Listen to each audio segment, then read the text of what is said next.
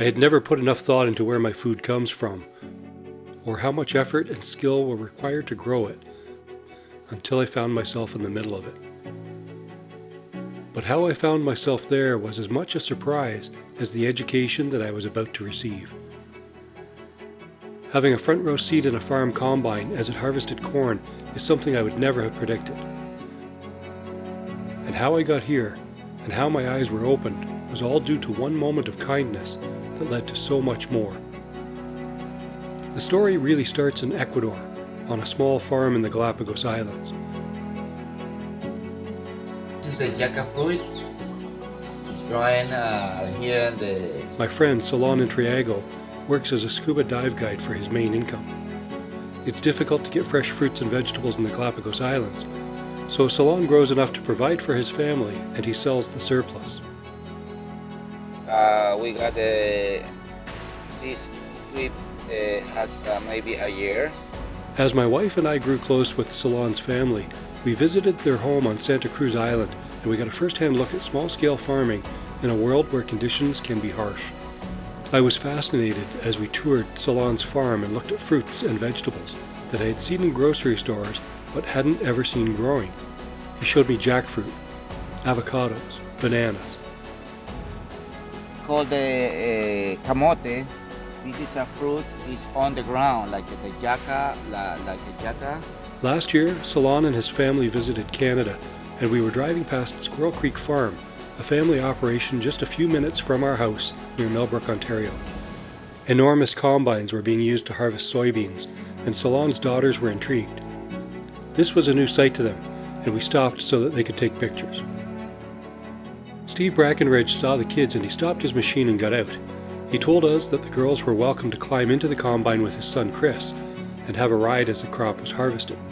We have our friends here from the Galapagos. I don't know your dad, your boss, your Dad is your dad? and boss. Both, eh? Yeah. He actually offered that the children could have a ride in the combine. Yeah. Is that okay? That's fine. Awesome, thank you. That's amazing. Not the first or the last time. Wow. Well, these folks are from the Galapagos. They don't have soybeans. All they have is crops. So this is such a unique experience for them. Thank you so much. Yeah, for sure. Wow. So Wow. sit and go through. Okay? Solon and Evelyn were thrilled to see their kids have such an experience, and the girls later told us that this was one of the highlights of their visit to Canada. When I posted pictures on social media, there was a flood of comments from the community explaining that this farm family was known for warmth and generosity like this. In an effort to thank the Brackenridges for their kindness, I flew my drone over their farm and took some pictures and video of the operation from above. The farm is beautiful, and the perspective was one that they hadn't seen before. Seeing that I had a new curiosity and an appreciation for the beauty of farming, Steve invited me to film as the family carried on their work over the next year. It would be a good way to see the big picture, and I was eager for the opportunity. I started filming from the air and from the ground. Steve and Chris patiently explained everything they did and why they did it. Chris has been in farming all his life, sitting on a toolbox in the combine ever since he could remember. He explained that the changes in weather brought new challenges for farmers. Temperature, drought, humidity changes. It all affects the growth of the crops. It changes the length of the growing season, and with these changes come challenges with new pests. Chris and Steve planted test plots so that they could measure the yield and calculate the grain weight and density. Farmers are constantly measuring and analyzing their crops to know if they are succeeding. Multiplying that data, they can compare their costs to their total earnings.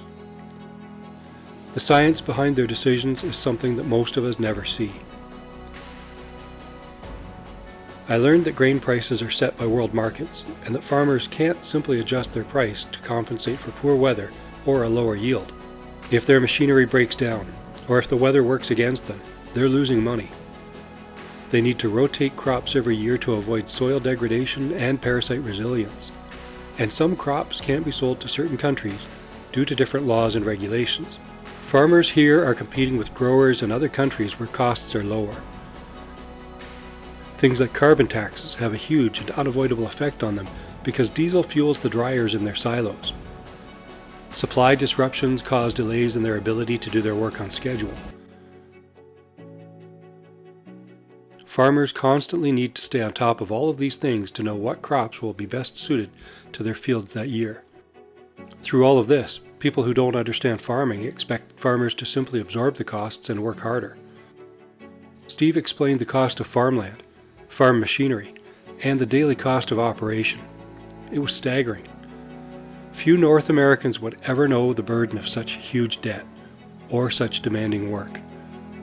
Farmers are at the mercy of so many things at once that it made my head spin. I was amazed to hear Steve speak about the effect that farming has on the environment. He gave me an education on the effect that plowing and tilling had on the release of carbon into the atmosphere, as well as the environmental benefit of planting crops that absorbed carbon and returned nitrogen to the soil. Even the thought that went into fertilizing the fields was surprising. Their concern for the environment runs deep. The Brackenridges are planting hundreds of trees along a creek and wetland running through their property in a major restoration project that will create habitat and benefit the environment. They're committed to responsible farming that works with nature instead of against it. Only 1.5% of North America's population is involved in primary production of what we eat. Agriculture requires skill in animal science, plant biology, soil biology, chemistry, finance, and mechanics. Few resumes would be so extensive.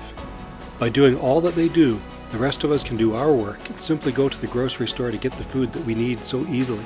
And as if that wasn't enough, farmers here also produce food to be shipped to countries that can't produce enough of their own. As our population continues to grow and the demand for food increases, farmland is being bought up at an alarming rate to make way for development. We lose more than 300 acres of farmland in Ontario alone and thousands of farms in North America every single day.